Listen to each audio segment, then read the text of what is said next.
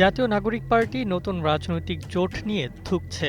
বাংলাদেশ জামায়াত ইসলামী নেতৃত্বাধীন ১০ দলীয় জোটে অংশগ্রহণের সিদ্ধান্তকে কেন্দ্র করে রাঙামাটি জেলা কমিটির আরও ৭ জন শীর্ষ নেতা পদত্যাগ করেছেন। এ খবর সামাজিক যোগাযোগ মাধ্যমে বৃহস্পতিবার রাতেই ছড়িয়ে পড়েছে।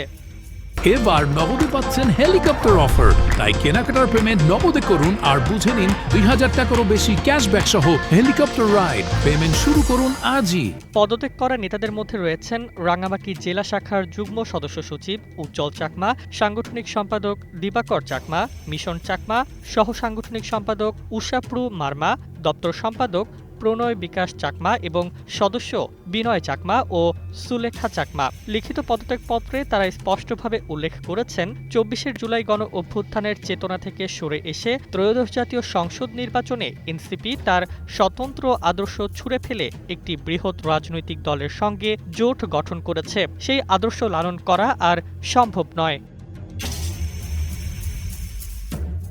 উজ্জ্বল চাকমা ফেসবুকে শেয়ার করা তার পদত্যাগপত্রে বলেছেন, অনেক আশা ও আকাঙ্ক্ষা নিয়ে এনসিপিতে যোগ দিয়েছিলাম। জুলাই গণ অভ্যুত্থানের স্পিরিটকে ধারণ করে দলটি আমার কাছে বহুমাত্রিক ও বহুত্ববাদী মনে হয়েছিল, কিন্তু নির্বাচনের আগে স্বতন্ত্র আদর্শ থেকে সরে গিয়ে জোটের সিদ্ধান্ত নেওয়ায় আমি আর সেই আদর্শকে লালন করতে পারছি না। তাই আজ থেকে দল ও সকল সাংগঠনিক কার্যক্রম থেকে বিদায় নিলাম।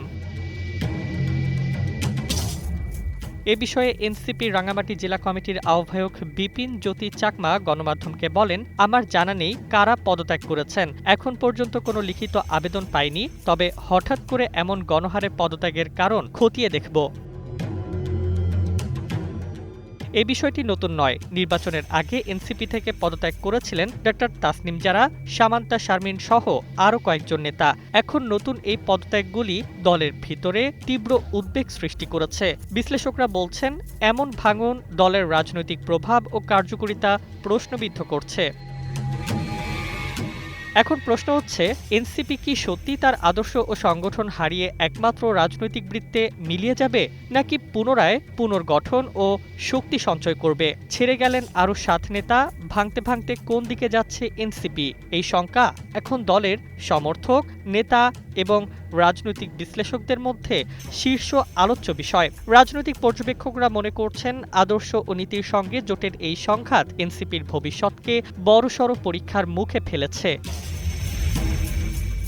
এই মুহূর্তে এনসিপি যে নিঃস্ব হয়ে যাচ্ছে তা বলা অতিরিক্ত নয়, তবে দলের অভ্যন্তরীণ পুনর্গঠন ও নেতৃত্বের সঠিক পদক্ষেপই এখন তার বাঁচার একমাত্র সুযোগ।